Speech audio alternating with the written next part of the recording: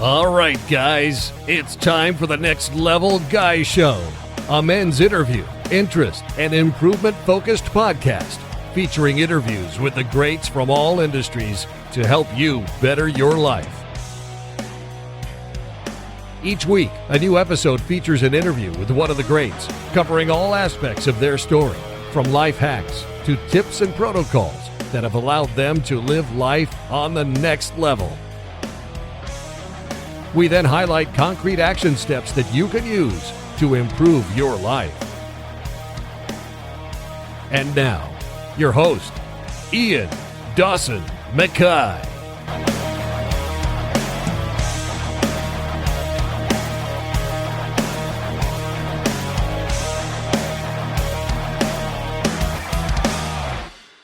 And today's guest is Ida Zetterström. Ida is a European drag racer who lives and breathes racing. She's the 2019 Super Street Bike Champion and is currently the European record holder for Top Fuel Dragster.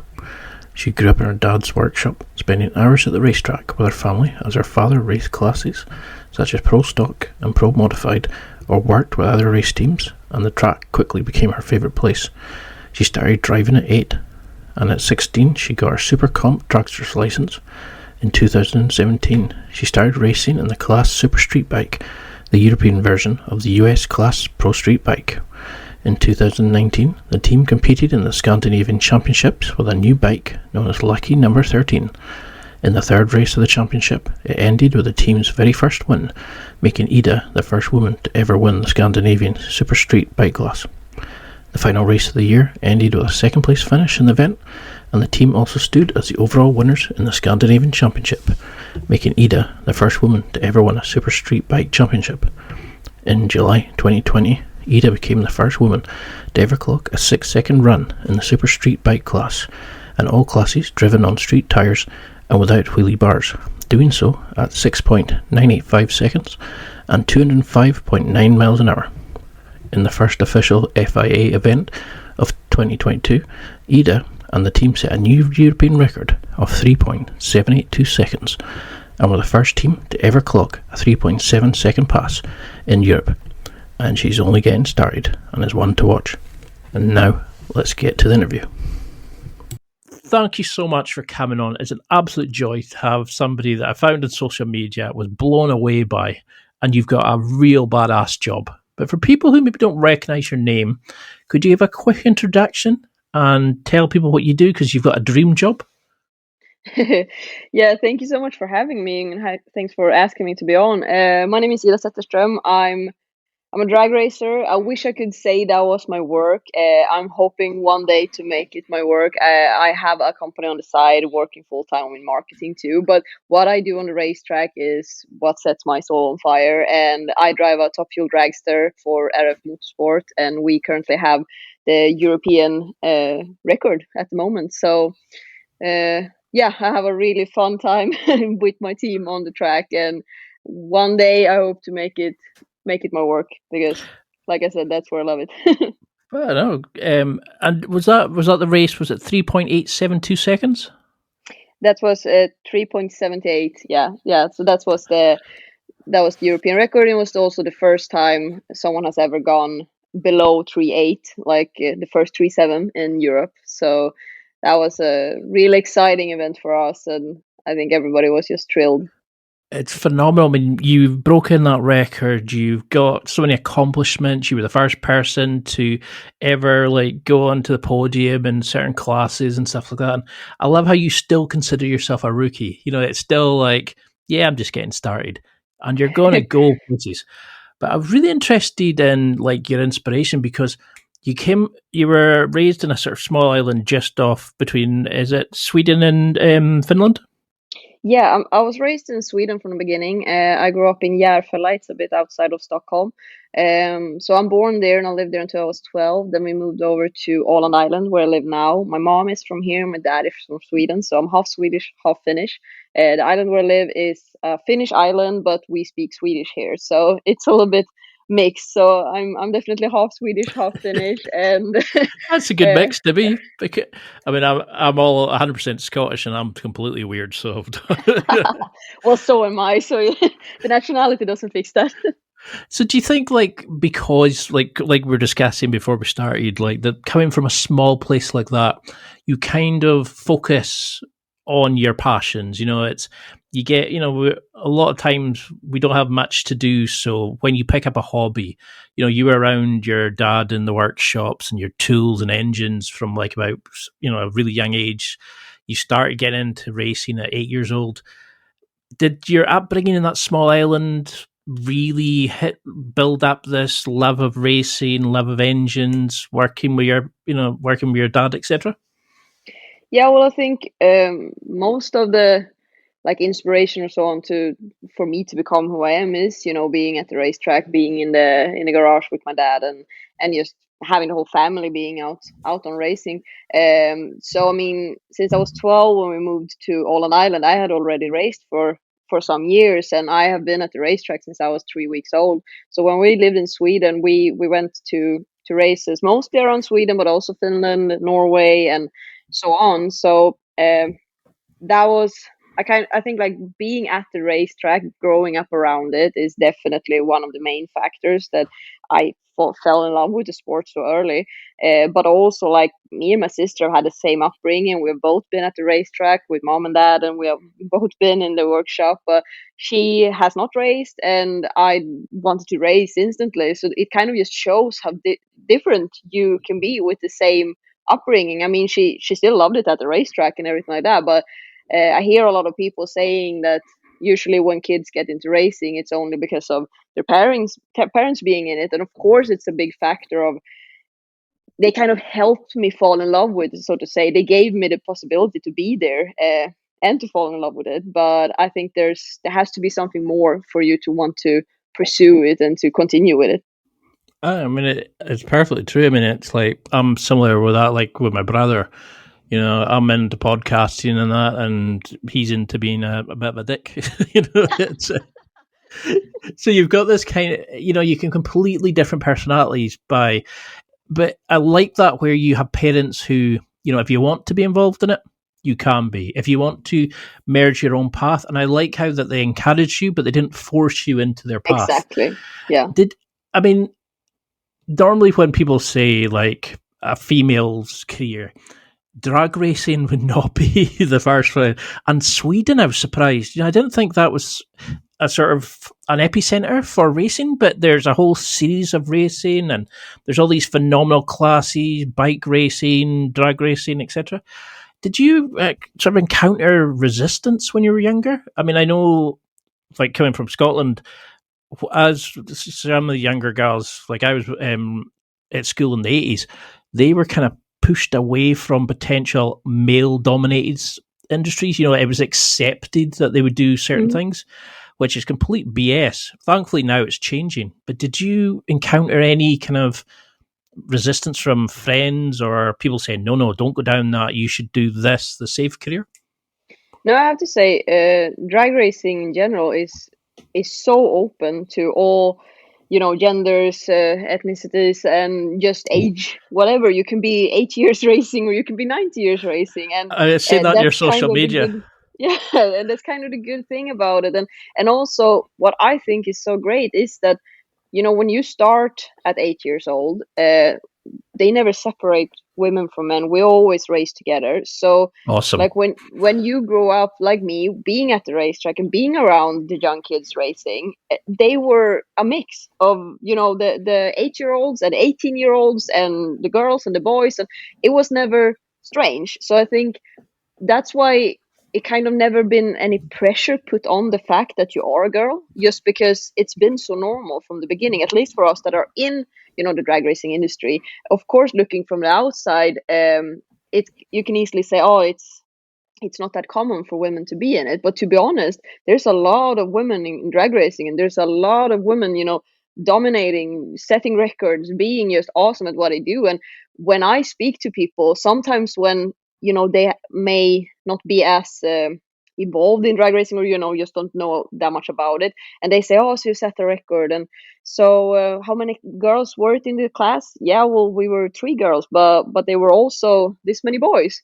Okay, but but you always only raced with the girls, right? No, we race with girls and boys. Like if I set a record, it's not a women record, it's a record period. Like it's a it's a record for everybody. So that's what I think is so good about it. And I think I can't say I had any resistance. Like of course there's always going to be someone that doesn't think that girls should do male sports like that, or find it dangerous or so on. But I mean, I also did gymnastics on quite a high level when I was younger, and I have hurt myself way more doing gymnastics than I've ever done doing drag racing. And I think that says a lot. I have friends, that does horseback riding. I'm like, that's dangerous. Like yeah, no, it's drag racing is safe in that when you've been near a few horses, and you kind of go, bloody hell, you realize how small and insignificant we are compared to a lot of wildlife. Yeah, because I mean, I can remember back in school, we had to fight to get a girl who used to play football with us every single day, and she wasn't allowed to play in the school football league because she was a girl. Okay. And it was this silly kind of belief about that's a girl sport, that's a boy sport. And thankfully, it's all changing, and people are getting more involved. And I said to people, "Oh, I'm interviewing this really amazing drag racing." Like as soon as I said you were female, what? And it was the people had these beliefs that there was only certain sports you could do. And I love how you're becoming an ambassador for the sport. You're encouraging so many people into it, but you're also opening in people's eyes that this can be a sport for everybody. Because you remember your social media, was she 7 or 8 years old? And she's on a little kick-ass... little girl, Indy. Yeah, she's awesome. And she also races both the junior drag bike and the junior dragster. And I mean, now she can try them both and she can see what she likes best. When I started, they didn't really have junior drag bikes. It was only junior dragsters. When I went over to racing bikes, when I got a little older, the thing is, there is a slight difference, I would say, racing cars and racing bikes in drag racing, being a woman, just because there haven't been as many women racing bikes as there have been women racing cars. So I have to say there were more attention to me being a woman in the sport when I did race the bike, especially since there hadn't really been a woman that did it so to say on that level that we did it.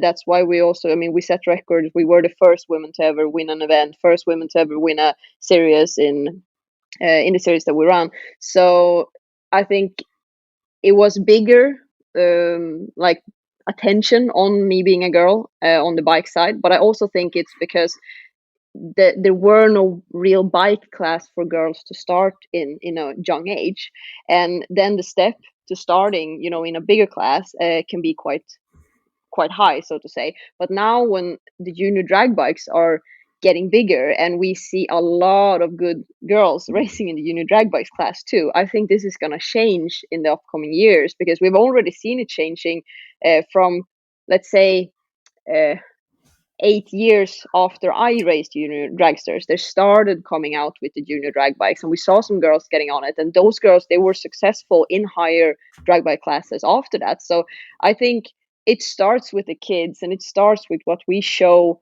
is possible, and just don't make it such a big thing, so to say, to be a girl in it. And then we're just going to get them leveling up throughout the ranks. And I really look forward to seeing it.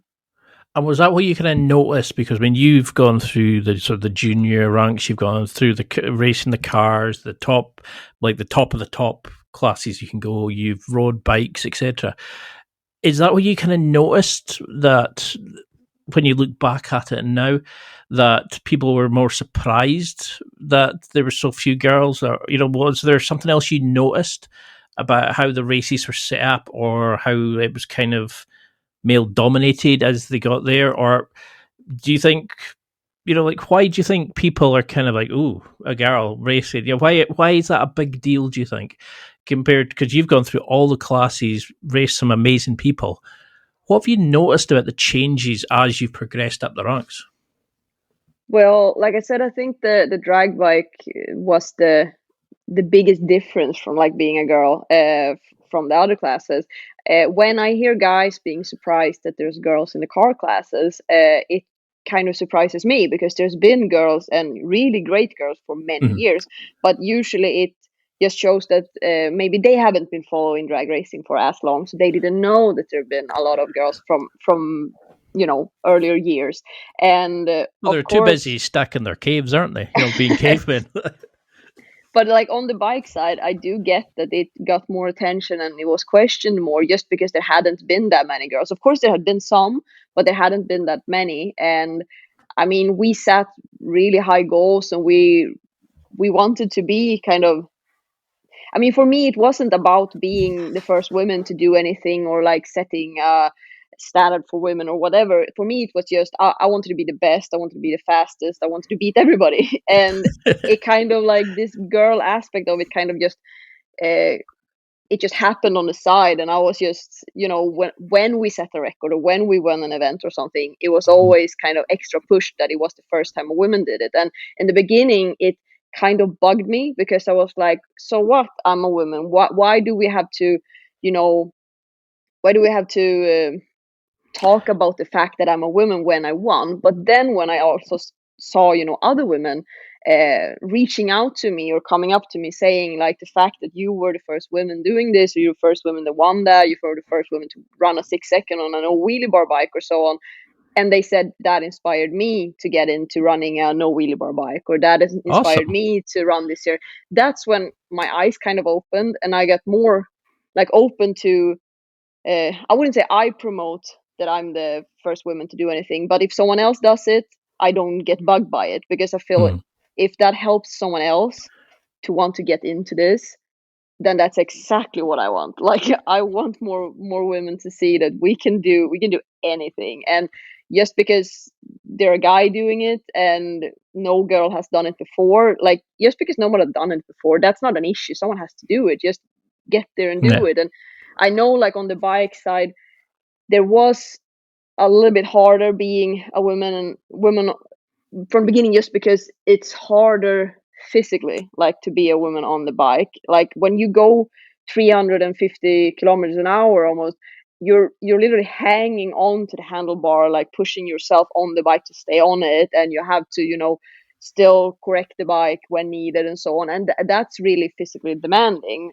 while I think drag racing is a really mental sport. Like, the mental part of it is so big, but on the bike it was also a big physical part of it. Like, I remember having my legs positioned a little bit differently when I had new foot pegs put on, and I couldn't really get my knees in, which made it impossible for me to, like, squeeze onto the bike when I was going down track. And the wind kind of pushed my leg out, and when you push your leg out, you start to steer the bike. So, like, the bike started steering in another direction, and we had to change the foot pegs and so on. So there's a lot of those things you have to think about, and I had to hit the gym to get more strength and kind of be able to do it. But it's not impossible. Like, for me, that's just a part of the challenge, and it's kind of something that made it even more fun for me, that that there were so many aspects of it that you kind of had to conquer to be able to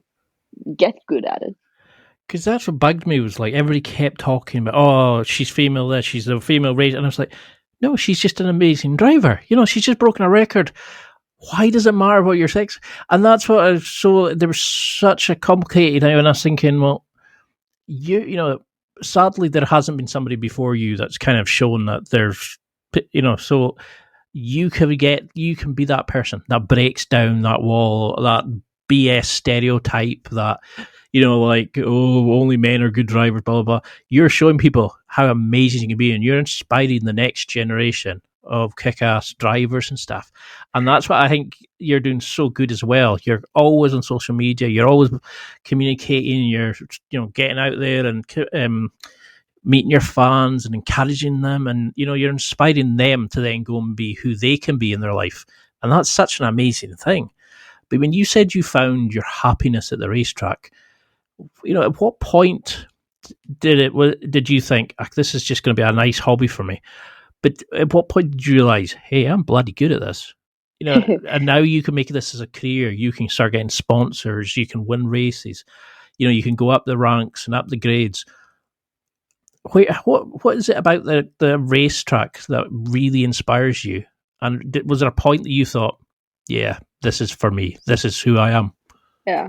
Yeah, well, before I get into that, I just have to say, like, with the females in the industry, if you're looking at what I do now with like Top Fuel, there has been a lot of kick-ass women doing that before me. And I mean, the champion the years before has been Anita Mäkelä. We have had we, they just had a new champion like 2 days ago in NHRA US. Brittany Force, she has been a champion before. We have Erika Anders over in US, has done it several times, but fifth time in pro stock. And we have, Angel Sampey. We have so many good drivers, women that have, just killed it and crushed it. So for me to be the first woman wasn't anything big in the drag racing industry as a whole. It was just in this class that we run. And the thing is, with Super Street Bike that I run, it's like a super ultra hairy drag bike class. We have like 750 horsepower, running no wheelie bar bikes, street tire, and it was kind of in that class I was able to make a move and show that there's a space for women too in that class. But like in drag racing overall, women has crushed it for years. And I think you mentioned social media, and I think with the social media we are able to show it more and more. I think if you look back 20 years ago, there was still women crushing it, but if you look it up now, you have to kind of find articles about it. I mean, you can't look on Instagram on the same way to see it, but there's been women crushing it for a long time. Definitely. But yeah, I think this is the first time, like you say, I would go and find drag. Like I was putting in like looking at things, and I came across you on social media. I was like, oh my god, this is amazing. And then as I start finding people who you said were role models, I was like, whoa, watch this video of them. It's click, click. And it's like you're saying, you're now getting a chance to be in people's lives, to get eyeballs on the amazing stuff you do. Whereas maybe before it was like a sort of more like a smaller sport in a way. It was like it had to be passionate fans. And it now kind of depends on where you are. I think, like in US, it's like drag racing is the biggest. In US, it's the biggest like drag racing area, so to say.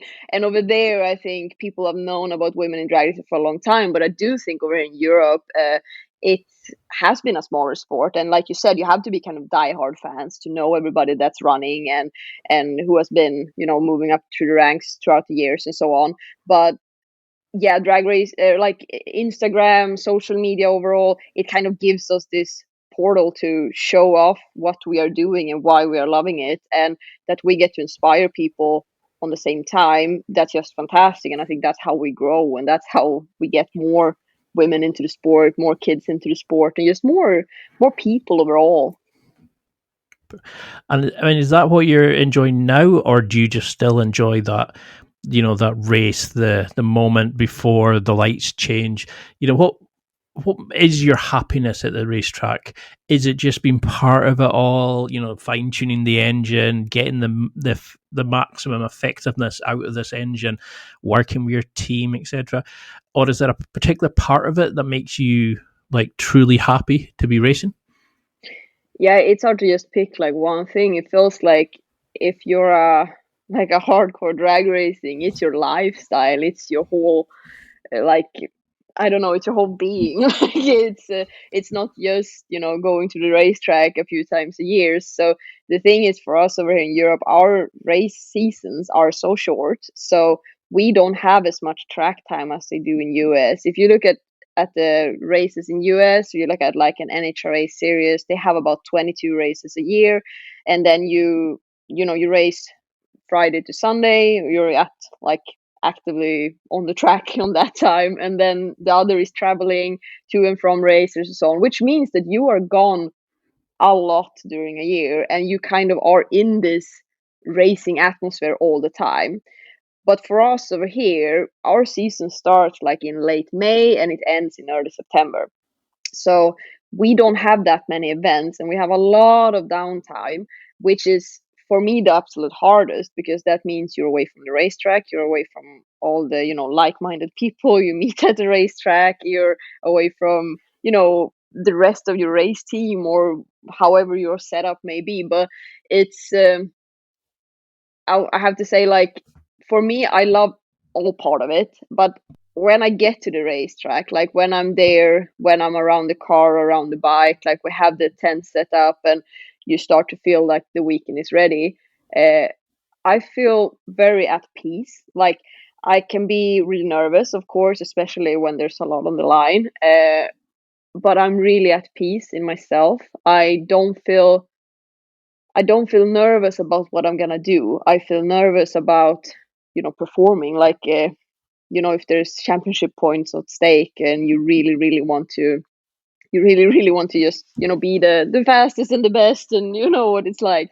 That's what you're nervous about. But I'm never nervous about, running the car, being there, because I really feel like that's when I think the clearest, or so to say.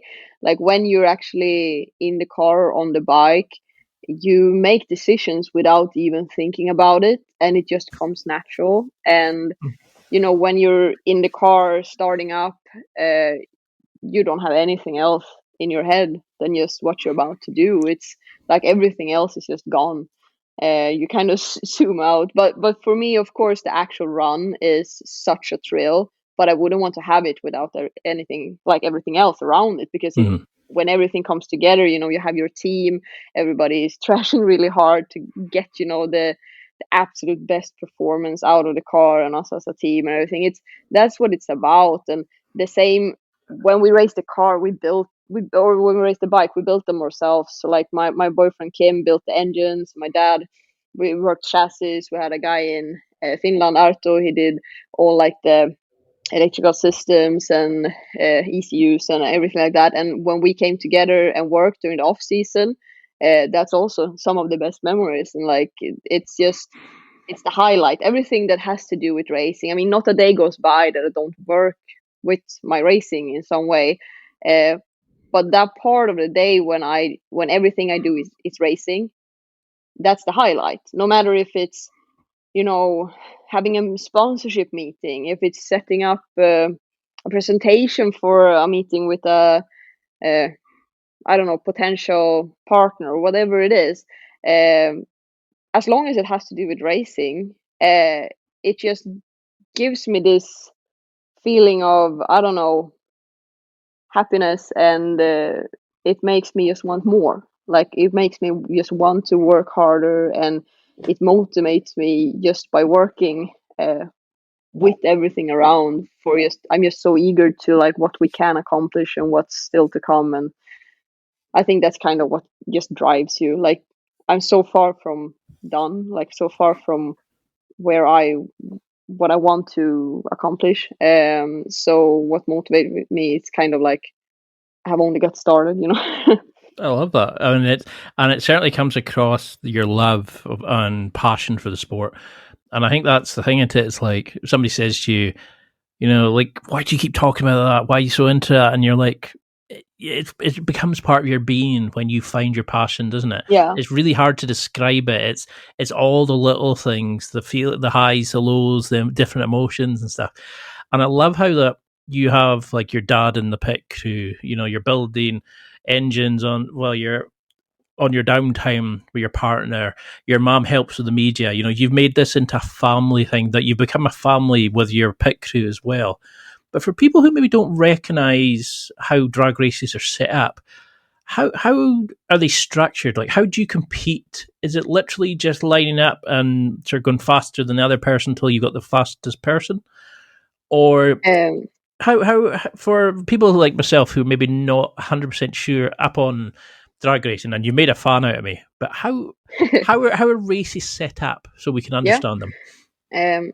There's a lot of different classes in drag racing, so that's also the beauty of it. I mean, you can be someone that just wants to come with your street car, and there's a class for you, or your street bike, or if you want to modify something a little bit, there's a space for you. But there's also space for the ones that just want to go absolutely mental and, and get a few thousand horsepowers out of your car, or like us that actually go up to 11,000 horsepower and want to just squeeze everything just out of it. So that's the beauty of it. But the thing is, the track is a quarter mile, so most classes run a quarter mile, but then there's also a few classes, like the junior dragsters, they run an 8 mile, so like that's half track. And that's because there's still like a entry level class for the kids to learn. So they run the 8 mile, and then we run 1,000 feet. So we in Top Fuel and also Funny Car are the only ones that run the 1,000 feet. 1,000 feet is just because they took it down from a quarter mile to 1,000 feet years ago because we started going so fast. And the thing is, when we go so fast, we also have to stop, and the racetrack gets a little bit too short if we don't have more space. And also, it puts an enormous pressure on all the parts in the engine and the cars itself, going that fast for a longer time. So we run 1,000 feet. But usually, when you speak about drag racing, it's the quarter mile or 1320. You usually see 1320 associated with drag racing, and 1320 means it's 1320 feet. So if you see that somewhere and wonder what the heck is that, it just means that it's 1320 feet, and that's the same as a quarter mile. So that's the track we go down at. We always start from a standstill. There's no rolling start or anything. It's a standstill, and we have a Christmas tree. The Christmas tree kind of has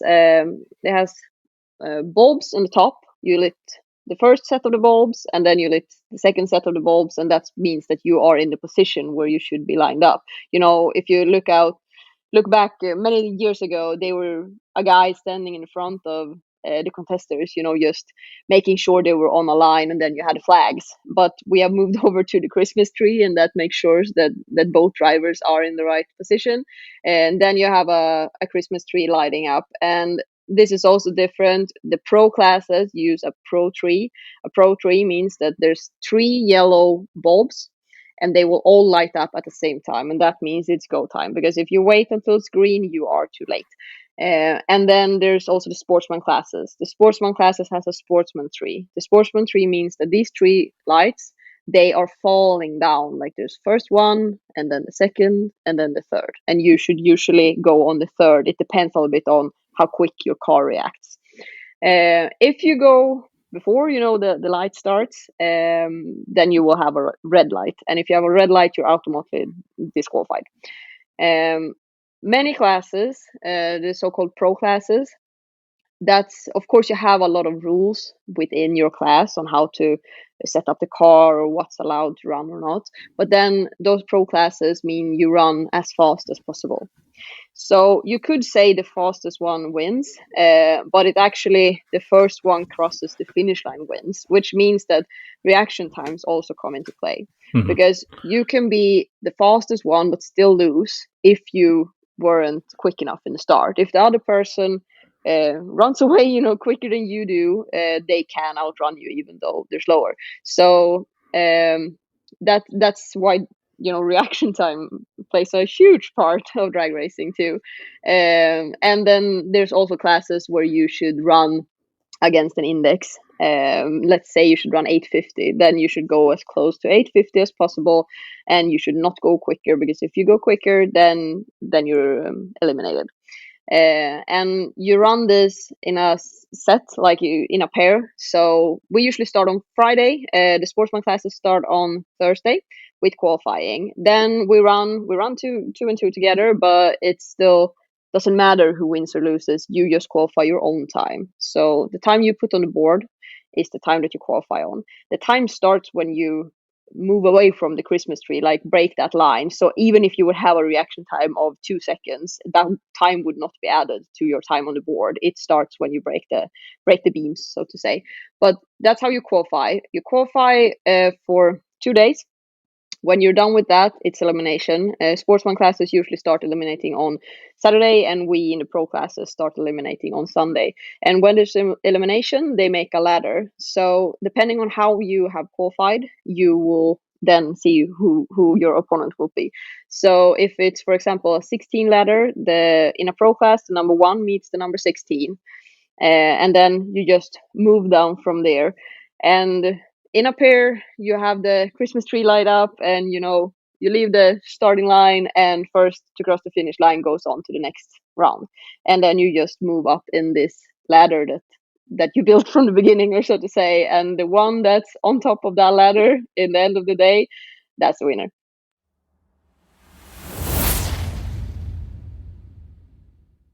It's time for a quick break.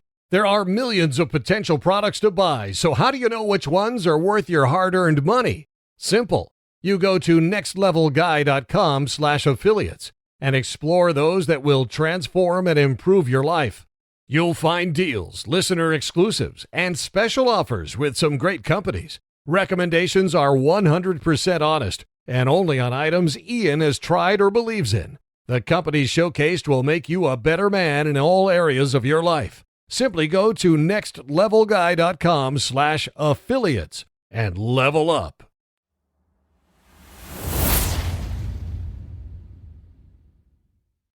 I love it. I love how there's so much into it, and that you can be the fastest and still lose. That you have to work on your cognitive ability. You have to work on your reaction time. You have to be able to deal with being physically able to hang on to a bike that's going at disgusting speeds. It's there's so much amazing things on it. But how do you start prepping yourself for this? Because I read an article where you said that you spend every waking minute trying to become a better athlete.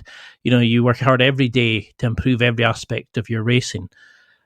What do you do in terms of the gym, when you arrive between your races? What are you doing to become a better athlete? To get faster off the line, to become physically able to to deal with the G forces you're going to be experiencing. Because when you see your video from your cockpit, holy hell, that is an amazing. But the forces on you to excel from that line. How do you start being physically capable to deal with that sort of thing? Yeah, just like you say, I work all the time to be, better version of myself and a better racer, and that's work that's never gonna be done. You just have to get a little better each day, and it's like with everything in life. Sometimes you move some steps forward, and then you have to reverse a little bit. But that's when you just pick it up and continue. It's so many stuff that goes into it. Like for me, it's about feeling good. Of course, I have to hit the gym. I have a personal trainer that I meet up with once a week, and then I have sessions on my own in between because I want to be a very strong version of myself to be able to, physically handle it. And in the car, it's not the same. It's not the same thing that I actually have to have the muscles to hang on to something like it was with the bike, but you also have to think about the G forces. It's a lot of G forces on you, and if you have G forces, on your chest, so to say, they're also underneath your foot and want to push that foot off the pedal, and you have to be able to hold it down the whole time. Because in a car like the one we run that runs on nitromethane with 11,000 horsepower, if you start to get on and off on the throttle, that's when you hear a big boom behind you and you have an explosion and literally see dollar signs in the air. So it's really crucial for me and for my team that I can do my job in the car. I think for me, this has been something that's been going on, basically my whole life since I've been in racing, because everything I've done, no matter which class it's been, it's kind of prepped me to where I am at the moment. So I think if someone coming into Top Fuel that have never done drag racing before would probably have a whole other plan on how to get adjusted to it than I had, since I have done other stuff before. But it's the training part of it, of course, but it's also for me, eating well to be able to maintain my energy. It's something I struggled a lot with this year because I had COVID in the beginning of the year, and it's taken me a long time to get back. And to be honest, I'm not 100% well yet. I have to try and plan my day so that I can have a few micro naps in the day to get energy back. But it's you can't lay down and think that everything is gonna fix itself. You kind of just have to live with it and work around it, and it is getting better and better. So I think for next season, I'm gonna be in even better shape than I ever was during this season. But then it's also working on reaction time, for example, and that can be anything from exercises you do in the gym that are kind of explosive, but then also I have a Christmas tree training thing at home where I can actually sit with a pedal, and it simulates the Christmas tree that we have on the races, and I can hit that pedal as hard as I can, and I can actually see my reaction time. And when I do this, I know where I'm at, and that's the thing. I experimented with stuff like in the beginning of the year, like before the season started. Like, if I go to the gym in the morning, will my reaction times get better? If I drink Cool. coffee before, will my reaction times get better? Stuff like that. Because it's not going to be the same thing when you're in the car, because there's so much other elements around it, sounds, and you have to listen to other stuff, and there's just so much adrenaline that you can practice with that adrenaline when you're at home here. But if I have done my work at home and I do it as well as I can, and I also know what works best for me, then I'm at least in the best place I could have prepared myself for when I get into the car. But then, of course, as many times as I hit that throttle in that car, the better I get at it. Because, to be honest, it's really hard. Like, I was finding my reaction times on the bike, being good at that, and then moving over to the top fuel is a whole other thing. And it took me a long time before I started to get them down.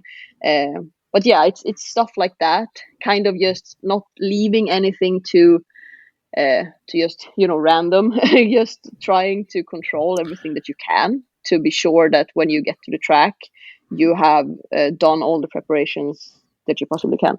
I love it because you're using that sort of analytical approach of taking away any potential, like, drain of your ability. You're kind of Yeah. saying, well, when's the best time for the gym? When's the best time for that? And I've seen you talk about how, like, the mental side of it is actually the hardest part of it, and I love finding out, like, from people like you who do these amazing things, who can react quickly. What they do in the gym. Like, there's the game where there's the different lights. You have different points, and you have to try to turn them off as quickly as possible.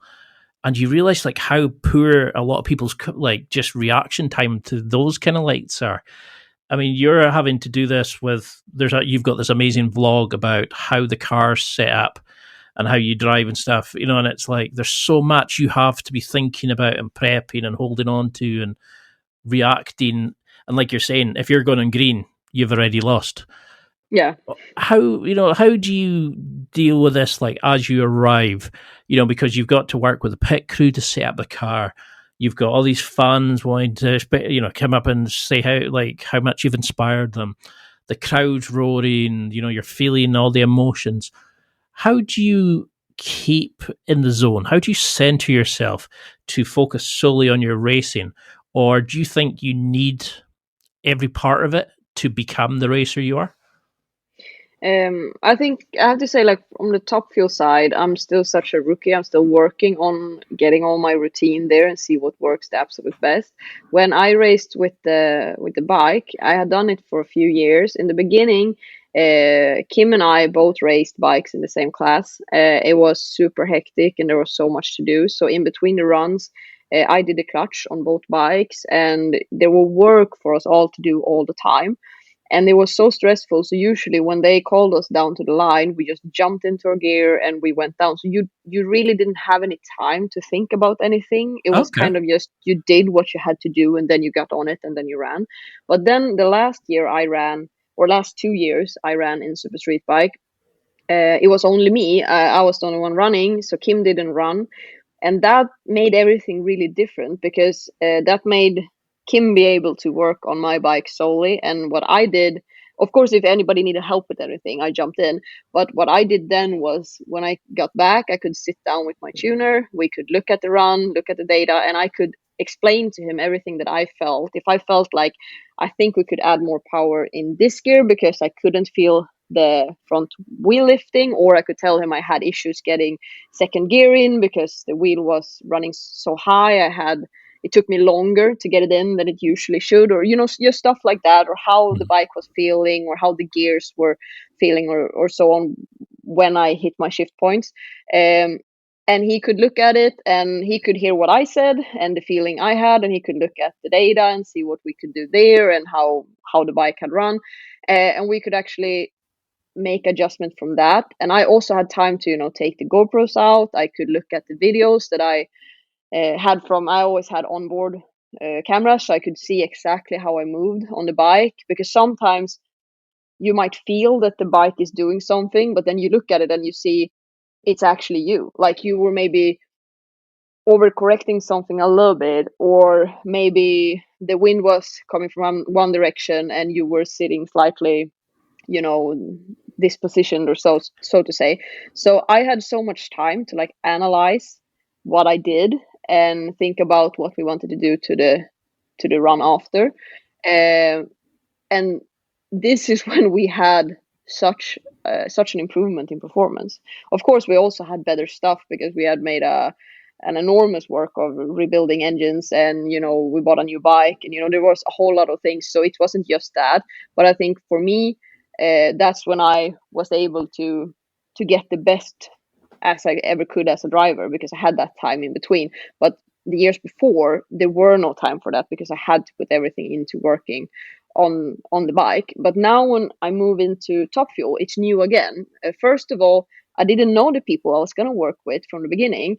Luckily, we got to know each other really quickly, and we really clicked. So we work extremely well together, and that has made like such an big thing for me, because it made it so easy for me to move over to a new team when I feel so comfortable with them and I can ask them about anything, and we can just have these open conversations about the car or whatever, and it just feels really easy and genuine.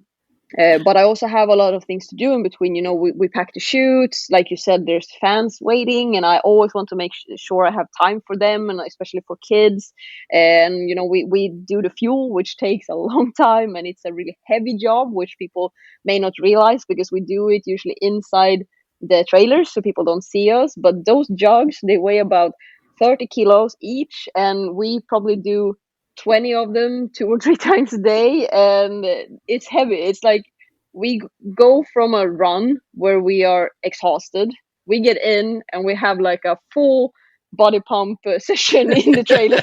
So it's a lot of these things. But what I do now, like I said, I haven't totally found my exact routine at the track with the Top Fuel, but I always try to get some time in the car, like by myself or just with my team, when there's no people around, wanting an autograph signed or wanting to talk. I love that. I absolutely do. But it's also great for me to get a few minutes to myself before I jump into the car. If I'm super nervous, I put on a playlist that gets me really pumped. And like in TRF, I was really nervous, and that's what I did. I just took some time to myself, drank some water, I listened to my pump list, and we ended up winning the event. So something must have worked. At least I was on point with my reaction times, which was exactly what I was working on at the moment, and it just felt really good. That's really impressive because it shows how unique it is for because there's not a lot of people like you who could learn by using your intuition and saying, no, that felt slightly off, or that was maybe not giving me the power that I needed. And your team could bring out then could show you the data, and then you've got the balance of the analytical and then the intuition as well, and then to have the ability to kind of zone out and go and help the crew. Because I mean, in your videos, they show you how involved you are, how you're looking over it, etc. And then you're switching off and you're going off speaking to the fans. But then when you come back in, how you have to then mentally get prepared. And I think and the fact that you're only learning this is terrifying. It just shows you how amazing how far you can go with this, because you're doing this while you're running another business. Do you use a lot of visualization? While you're sitting waiting, are you kind of almost mimicking the movements of your hand and your feet, with your eyes closed while you're listening to the music? And because they say like mental reps or like visualizing activities is almost can mentally be the same kind of thing as actual physical reps of something. Do you do you involve visualization and things like that? Yeah, but I have to say I do that mostly when I'm at home, or like let's say we have warmed up the car, I usually sit in the car for a little bit before I go out, because we are waiting for the guys to work on the clutch in the back. And when he is done, he tells me that we should try the clutch. So I sit there so that we can make the setup right before I go out, which means I have a few minutes for myself in the car there. And that's also one of the times where I usually like visualize everything. I look at everything. And also when I'm in the lineup in the car, I feel the pedals, I feel everything, just feel it through and think about it. But what I've found is when I do this at home, because I don't have that much track time, so I kind of have to do it at home, and I kind of do it when I do the reaction time training. I feel very ready when I get to the track. But when I'm actually in the car, I don't want to overdo it, because I've been to events where I'm really nervous and I go through it in my head several times when I'm in the car. And that's usually when I mess up, because I'm kind of too much in my own head with trying to think about what to do. So usually when I'm nervous, I might run it over in my head when I'm in the tow truck, like 1 or 2 times.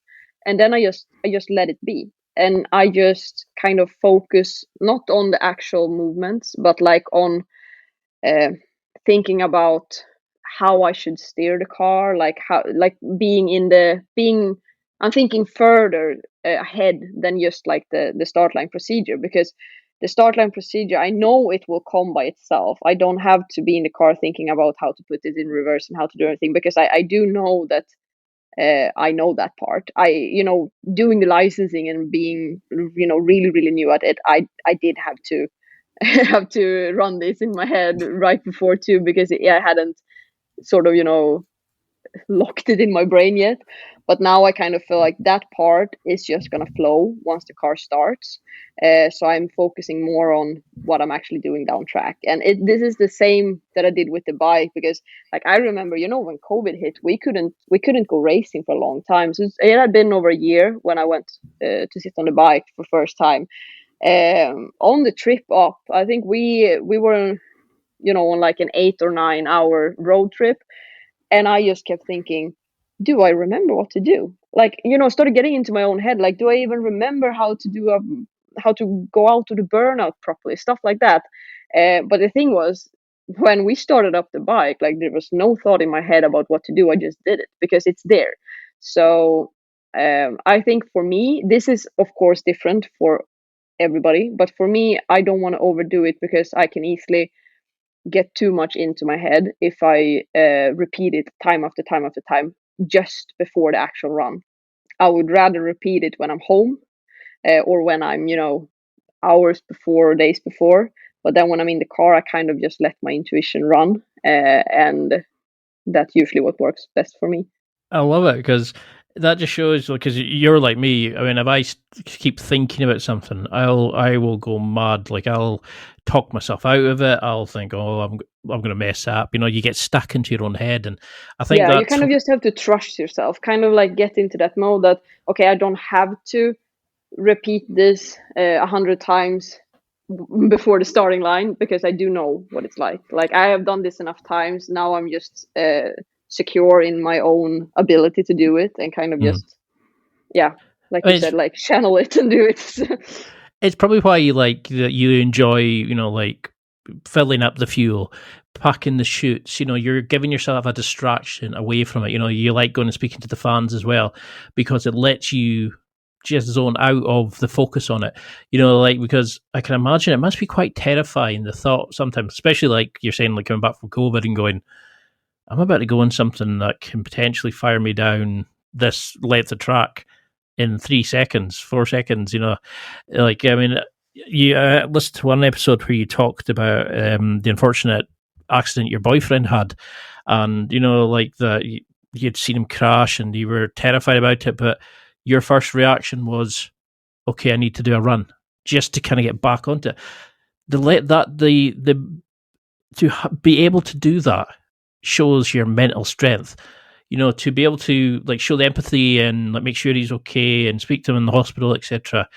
But to have the mental strength to be able to say, no, I need to get back on this. I just need a run to kind of get back on the horse, to overcome that demon again. Because a lot of people would have said, no, that's just not for me. And then I think was it an accident you had on the bike? Yeah, and the thing is with this, I mean, I've never been afraid to run either the car or the bike or anything I've ever done. I've never thought about.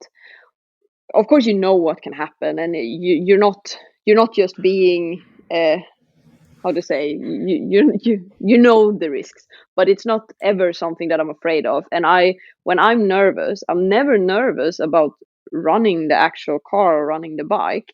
I have to say, like, of course, getting back into the car or on the bike the first time for the season when you've been out of it for like 8 months, of course you have like jitter, and it's of course nervous because you haven't done it for so long, but I'm never afraid of it. But the nervous part for me is when it's actually race day. So like now when I get to the track, when you have had your first run, all the other runs after that, like during qualifying, I don't feel any nervousness. It comes on race day, because that's, when I know that the pressure is on for real, and that's, you just really, really want to be at the top of the podium at the end of the day, and you want to visualize that, and that's what gets you nervous. But just what you're talking about, like when Kim crashed, that was a horrible crash, and I was standing behind him when he crashed because I was going to run after him. So we saw it, and it took quite a long time before they could even confirm he was alive. I think it was like 20 minutes or so. And those 20 Jeez. minutes were extremely hard, of course. And then, getting to the hospital together, he had a big surgery because he broke his hip and his thigh bone in 2 places.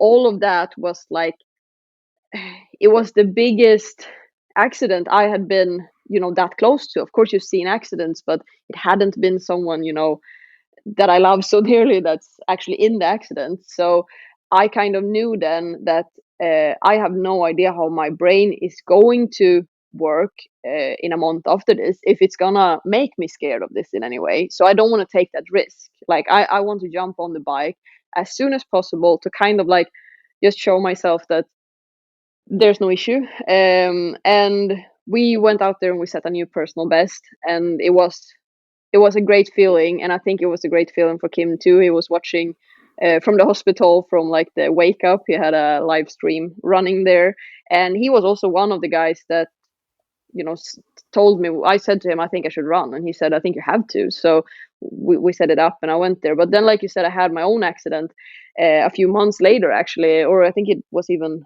5 or 6 weeks after. The hard thing about that was I wasn't hurt in any way or so. I was just, scratch and bruises and stuff. But the bike was so damaged that I could not get back onto it. And, my leathers were ripped and everything. So I couldn't get back onto the bike. And it was the last race of the season.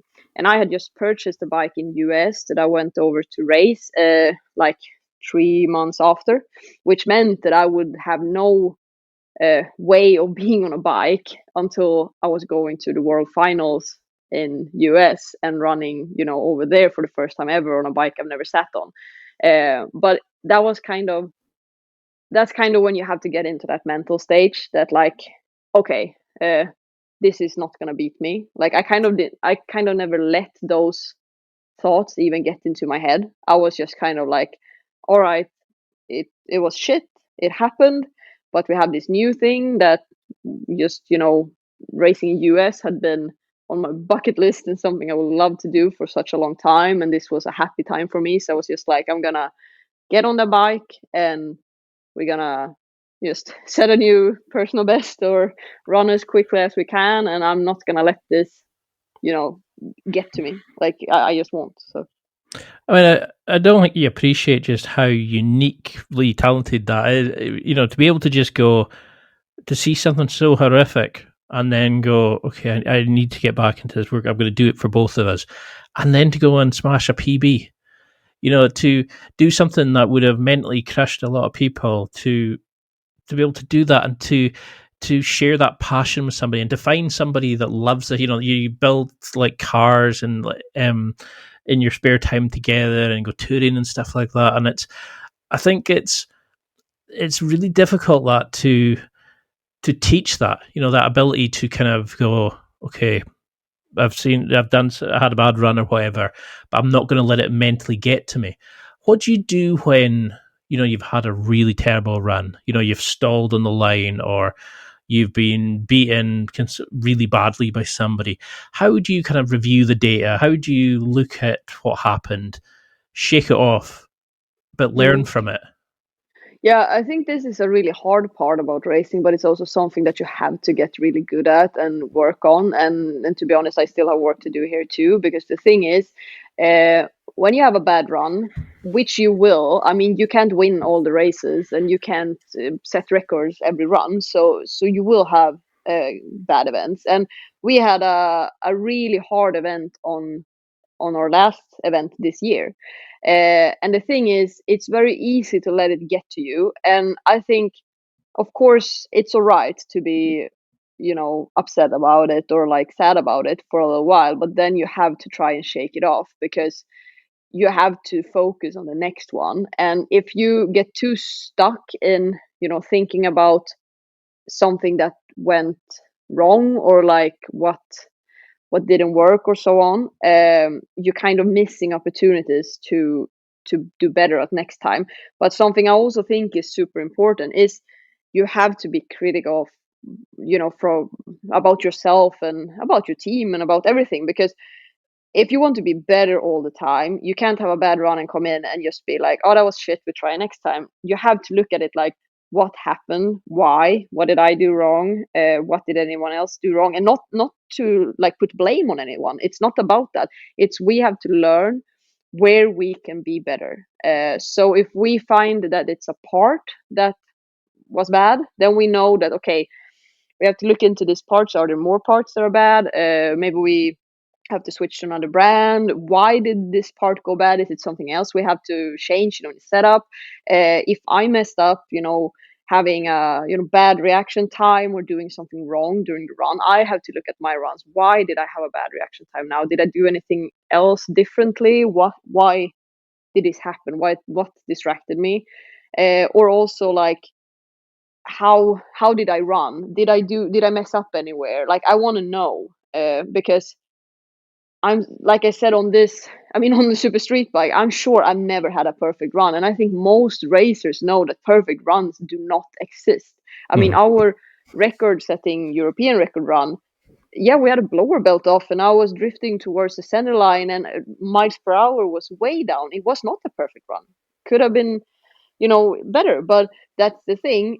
You don't just go in and you'll be like, it's good enough, because good enough is not good enough. Like, you have to look at what you can do better as a driver or as a team, or to fix on the car or the bike or whatever. And I think that's what you have to put your focus when you have a shitty day or a shitty run or whatever. You have to put your main focus on, why was it a shitty run and what can we do to make it a great run the next one, instead of just letting it get to you mentally, because you know that you can do more than that. Like, it's there. I'm happy if I have a shitty run and I see that we did everything perfectly, then that's for real a shitty run, because then you don't know what to fix.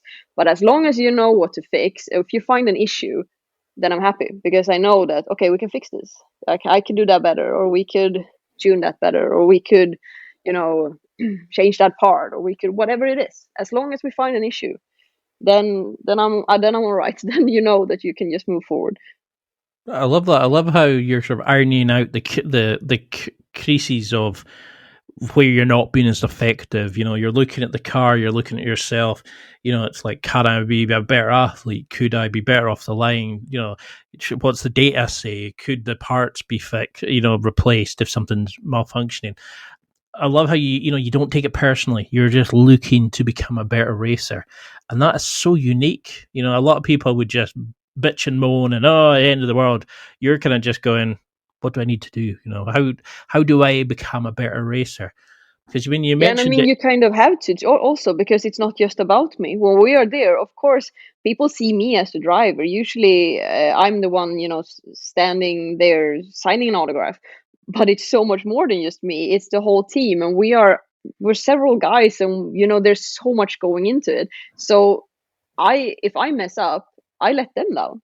So that's why I also have to be, I let myself down because I want to be the best version of myself, but I also let them down. And that's the thing, when everybody strives to do their absolute best, whether it's me, or it's the heads guys or the clutch guys or the bottom end guy or the tuner, or whatever it is. When everybody strives to be the absolutely best at what they do, that's when you can find that at least close to perfection. Because like I said, I don't think perfection exists in this, because then it would be boring, then you can't do more. But but the thing is, that's when you get these absolutely record setting runs, or wins, that just feels amazing when everybody pulls the work in. And you don't want persons that kind of, if something messes up, that kind of says it wasn't me, or I couldn't have done anything different. You want people to look at what they did and see if they could have done it better. And I think if you have that mental, uh, like if you think about it in that way, that you want to kind of find an issue, or you want to kind of find something that you can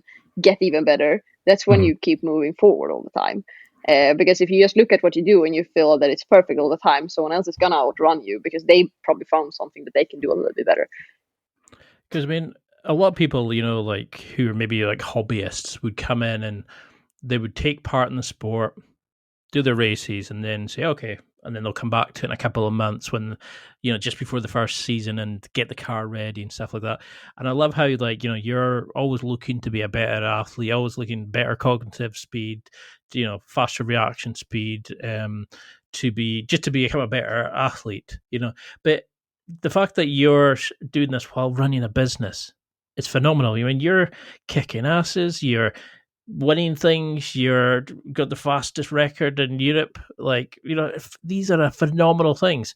And for you to still consider yourself a hobbyist or a rookie and run a business, how do you deal with that? Like, how have you found running the business?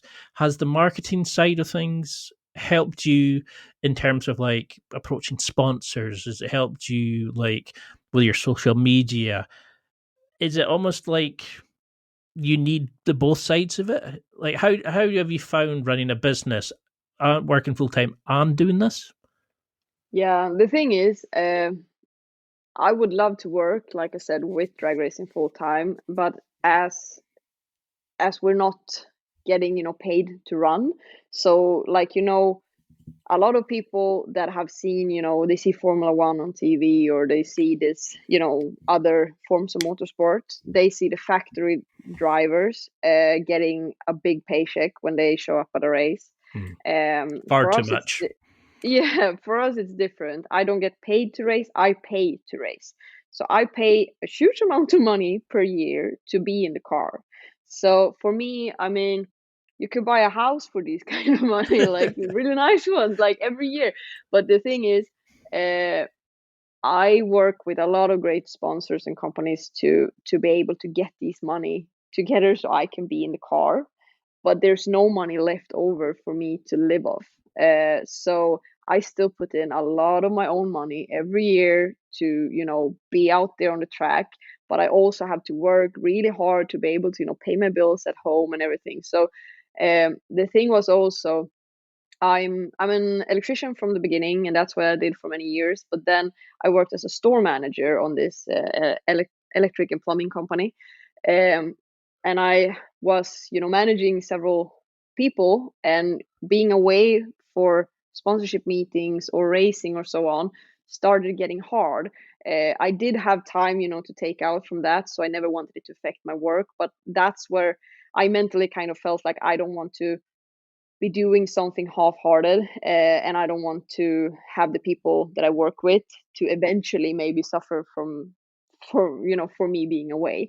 So that's when I decided I had to open my own business and work for myself, to be able to schedule my meetings and my racing as I could. And I got the question from another company here that I had helped a bit with marketing, if I wanted to start working for them.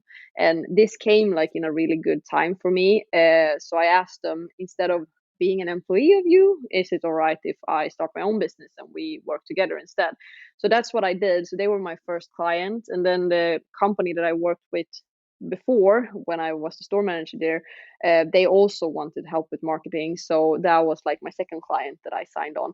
And then this has kind of changed and grown, and become different during these years. The a few companies that was a really big client because they need a lot of work, set up websites and start all the social media and everything. They have gone down to being a smaller client because now they just need maintenance, and I help them with that. And then I have gotten new clients on board, and I help them. So it's a lot of hard work, but the thing is, I have to do it to be able to live and still work on this dream. The marketing was, I don't have a marketing degree or anything, but I had done it for so many years for my own company. And I have done, all of the online courses and stuff that you could take from, still working a full-time job and not having to drop out and leave for school. And then also the company that I worked with from before, I worked 9 years for them, and I think for 5 years I did all of their marketing too. So I did have a solid foundation in the marketing works so from before. And when I kind of announced that I was opening my own marketing company, I got several clients that just, I have never done any advertisement, but they asked if I was open for doing work for them. So that it kind of just really worked out really well for me. And now I'm just kind of, working my way in that. But of course it helps with my own racing too, because when I do marketing for different companies, I learn a lot all the time because the algorithm, everything is changing. So to work with it on a daily basis just makes me be able to work with my own sponsors even better. So of course it helps me in my racing too, but to be honest, it's mainly to stay alive. Yeah, that's a perfect answer. But that's the thing. I mean, I work full time in education, and I certainly wasn't my career path, but it pays me to buy a decent mic, to buy a decent laptop, but it's like Yeah, it lets you do it, exactly. and sometimes that's all it needs to be. It's like, and I think that's like you're saying, it's you're always looking to improve yourself in that, but if you need something that pays the bills, you're always looking to be a better racer, and like the likes of Kobe and all that, they were never satisfied no matter what Yeah. happened. They were always wanting to get up and train and fix things and that, but they get paid millions of dollars. We need to put food on the Yeah. table. We need to pay for your Yeah. house. And I Well, mean, the marketing part of my racing is also so big, like working with companies and social media and everything of that. I do really, really enjoy that, and it's such a big part of my racing. It's just that when I do it on my own company, usually, if I work with my racing, I can work for 5 hours and then I look up and I'm like, oh shit, I thought it was 20 minutes because it's my racing. But then if I do the exact same thing for a company, I'm very aware that it has been 5 hours. Like I still do the work, and like I know how to do it and everything like that. But it's just that it doesn't set my soul on fire. So that's the thing. That's why I would love to work solely with drag racing, because that's where I'm happy, to be I'm honest. sure that's coming, because as your social media sort of empire grows, as your amazing achievements, and as your sort of encouragements, inspiring other people, more and more people are learning, and I think it's going to become a better known sport in Europe, because it's been a kind of global powerhouse in like America and things like that, and it's Yeah. only recently kind of growing into the into the Europes, to around this area, because it's something I Yeah, didn't. at least on the social media part or so on. I mean, it's always been, drag racing has have like an astonishing track record, so to say, like in Europe, but it hasn't. The European drag racers haven't been really out there on like social media or working marketing on the same way. But they are getting better. Like it's improving all the time. If only there was a lady who could teach them marketing, I mean, so Maybe I what? have to start a course. So what advice would you give then to, say, somebody who was wanting to get into it? Because as the people are realizing now that we need to have the social media, platform, that we have to sell ourselves, that we have to engage with the fans and stuff like this. For people who would like to get into racing, what advice would you give them about, finding a team, working well with a pit crew, to selling your career, your journey, your racing online, to build a fan base? How is it? Just a case of just going and enjoying it and just letting your enjoyment show and build a following through that? What advice would you give to somebody who's just interested in taking part in the sport and potentially making, following in your footsteps? Yeah, I think especially when you talk about the social media part of it, one thing that I have found that races here in Europe have been, less great at has been to share content all year round. Usually it was if we have 6 events a year, then they make 6 posts a year saying that I've been at an event, here is the recap. But the thing is, on social media, people want to see the real side of you.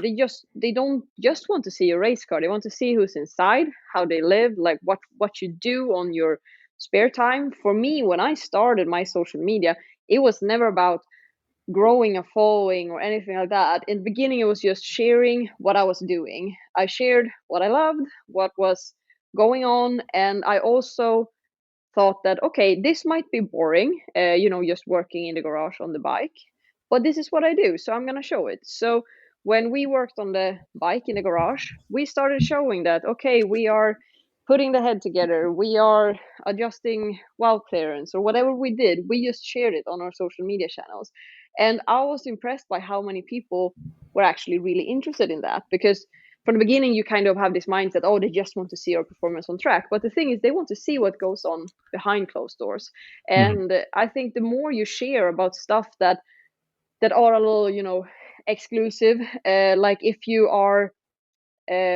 you're on a test session, show them behind the scenes, show the things that you won't see on the live stream, show them the exclusive content that they can just see on your page, that is how we set up the car, or how what our strategy is, or whatever it is. Like, try and share more things that you might think would be boring. Try and share it, see what works. Because for me, like I said, it was never about building a following. I just started sharing stuff, and then we saw the following go up. And when I started having a bigger following, that's when I found out, like, okay, this is a fantastic platform for my sponsors. And that's when I started to working with brands to see, like, all right, let's say Rotor turbos. We wanted to have a Rotor turbo on our bike. We had been working with Rotor and Tile for years. What better way for them to, get return on investment from our partnership than to show everybody what we actually do with this new turbo and how it can improve our performance on track. So we started with, showing when everything got home, how does the turbo look like, what's different from the other one we had, and explaining stuff about it. Then we did some videos showing when we mounted it, how we, made changes for it. We built a new custom exhaust and why we did that and stuff like that. Then when we got to track and we set a new record, like a new track record, first event, everybody was kind of even more happy for us because they knew how hard we had worked to get that, new engine combo and setup and everything. And, for Sona as a partner to be along for all of that, not just, oh, we ran a record, we have a Sona rotor, but like people could actually see the difference it made from the other brand we used before to when we swapped for this, and the changes we made, like to see our on track performance. I think it's stuff like that that can get uh, real tight bonds with your sponsors. And the same, we were running like a new turbo that they hadn't really launched on the market yet. Like they this was like the first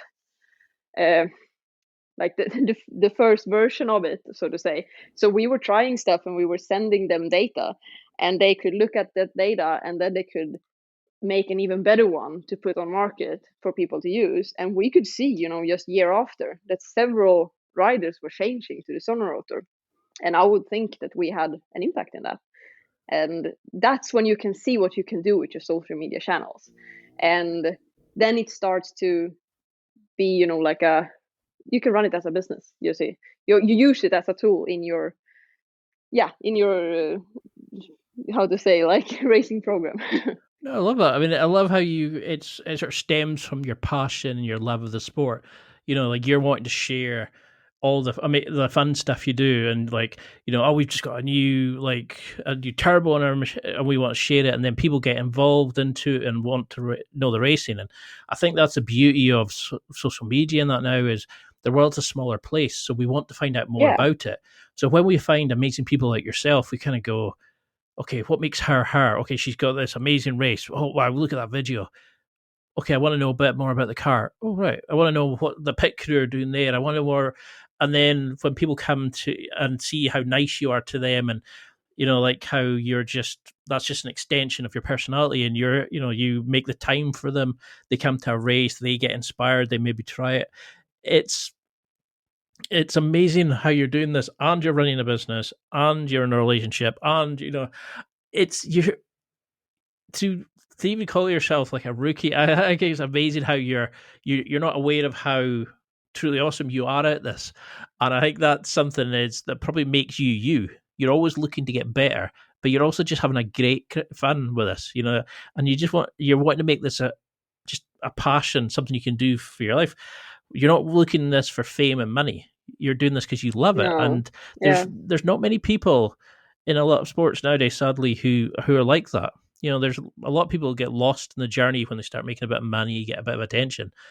You're doing it the right Yeah. way. You should be super The thing proud of is, what for you're doing. me, I've been at the racetrack and racing for 20 years. So I've been doing this for a long time before I was ever on social media or, had sponsors or did it. I've always done it just because I love it. And then the thing for me is also, I don't have the money myself to run on this level. So for me, it's absolutely crucial to have sponsors and great partners. And then I owe it to them to find the best ways possible we can work together and how to, make these connections and make these investments work. Because the thing is, sponsorship, I kind of cringe when I see people write on social media, there's sponsorship uh, possibilities available on our team, contact us. It's like, it doesn't work like that, because the thing is, a sponsorship it's a partnership. You work together. You're basically hired by that company to do work for them to bring the money back, because people will not give you money just to give you money, because they want return on investment. You wouldn't even put in money if you didn't know you get more back. Otherwise, you might as well just put your money in the bank and have them grow there. So if someone invests in you and your racing operation, it's because they see potential and they want to grow, and you have to show them that potential. You have to show them how you can make sales for them, how you could make their company grow, or whatever it is that their goal is. Like, that's the important thing is, and that's when the business part of racing gets so important. And I know that many of the big teams, for example in US, they have people doing this. They have people that are the best at signing these, like putting these deals together and what to do for the teams. But I don't have the money to have someone hired to do this, so I just have to do it myself, and I have to be good at it. So that's another thing. Like, I see that this is something I have to do for my racing, and I have to be good at it. Then I look at it the same way as I have to be the best driver possible. I have to be the best at this possible to make the dream happen. So it kind of all goes together. No, it's a fantastic answer, and it shows you that life has a way of thinning out people who are in it for the wrong reason. That because you need to be the best driver, you need to be the best athlete you can be, the best person you can be. That to just do this as a hobby, it shows you that you're willing to put the effort in, and I think that really comes out in like your videos, into your racing, etc. You're doing it for the right reasons, and I think the universe has a way of thinning out people who are just in it for the fast back and stuff like that. And this is why I'm so glad to find people like you who I know can inspire people, and we can learn about stuff that we're maybe not sure about, but we can pick off these unique things that you do that makes you you, and utilize these in our own life. But what do you want your brand or your evolution to be? Just to do this full time? Or do you want to continue to keep inspiring, to keep opening up eyes onto the platform, to kind of become like an ambassador for the sport in this new modern age of social media and things? The thing is, for me, I don't think I would be able to do it as well if my focus would be to inspire or to be an ambassador or so on. I think when you do something you really love and you want to do it the best you possibly can. And like for me, I want to win championships. I want to be the best. I want to, I have of course lower goals than that too. It's not like I have some sort of really, but the thing is uh, you have to aim high and then set low goals on the way. And for me, of course, wanting to race full time, that's one of the goals I have. Winning a championship, of course, is one of the goals, and there's a lot of those things. And I then hope to inspire and motivate people on the way, but that's not why I do it. I don't do it for anybody else, to be honest. I do it for me. I do it because I love it. I do it because it's what makes me happy, and it's what drives me to do anything in life, to be honest. And then that I get to inspire people, and that I get to uh, motivate, or be that person, it just really makes me happy. And of course, if someone wants me to do something around that, I have I've done work with the mentor stuff or so on. I'm absolutely for it, but that's not the reason why I'm here. I want to do it because I want to be the best driver, and I just love to do it. So Yeah, I bet if more people did that, actually, and just did it for themselves, and everything else just became an offshoot of it. You didn't go out to inspire, but you just inspired people by you just doing. Yeah.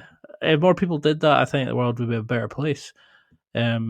I can't believe we've been on for an hour and a half. Like, I know we're I'm way. sorry. When it's racing, it's easy to talk for me. It feels like, you're somebody I could speak to for hours, and I would love to get you back on, and and we can go further into things. But for people who, like, what would you say to people as their message until we can do a round two, until we can, like, really focus on things and get you back in and join with other people and stuff? What would you want people to take as a message from this? Is it just to live your passion? I mean, or what do you think people should remember from this interview? Yeah, of course. I think live your passion and don't be afraid to try and go for those high goals. Like I said, just because it hasn't been done before doesn't mean it can't be done. I remember, and I've mentioned this before in some interview, that something that kind of stuck with me was when I was in US and I was gonna race on the World Finals on the new bike I had bought, and I hadn't been on a bike since my crash. I spoke to another Swedish guy that was there racing, and I told him, like, to be honest, I'm nervous. I'm not nervous to get on the bike, but it's just I'm nervous because these guys are the best in the world. Like, they are the top of the top, and they are so incredibly good at what they do, and I just don't want to mess up. And he just like it was the simplest thing ever. He just said, like, if they can do it, we can do it. Like, what's separating them from us? What makes them so different? Like, they're not special in any way that they have something that makes them be able to do this that you don't have. Like, Yeah. they were rookies at one time too. Just if they are able to do it, you will too. Just go out there and do it. And to be honest, even if they weren't able to do it, you might still be able to do it too. Just go for it. So it's like, I think it kind of stuck with me, and I remember thinking about this when I was gonna take my license in the Top Fuel, and getting a little nervous. And I just felt like there's so many people before me that have done this. So why shouldn't I be able to? Like, there's nothing stopping me. Just go for it. So Fantastic answer. I love that. And until we can get another one, until we can go really get into things, how can people keep in touch? How can we follow you on social media? Like, what's your Facebook, Instagram stuff? Like, you've got a cracking website, some amazing videos on YouTube. How can we find you on these platforms? oh, thank you. I'm constantly working on all that and working on building my YouTube channel up too. But you can find me on both YouTube and Facebook on Ida Zetterström Drag Racing. Then on Instagram, I have a name that's Dragsterfia in Swedish, but it's Dragster FIA. That's easy to find it. But if you search Ida Zetterström, you will find me there too. So yeah, that's where I'm mostly active, Instagram, and then I try to work Facebook and YouTube as much as possible. But you can also see my website, and on my website is idazetterström.com. Over there you find like videos and other podcasts and sort of those kind of stuff if you want to read more. But yeah, that's pretty much it.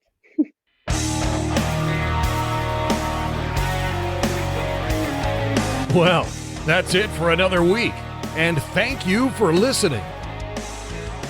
It's now time to take what you've learned and use it to develop and enhance your life with the key points mentioned.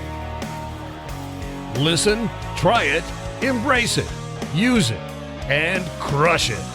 Now's your time to hit that next level in your life. If you liked this episode, then please leave a comment on the show notes or a review of the show on your podcast platform. Everything helps evolve the show. Until next week, keep seeking the next level in your life.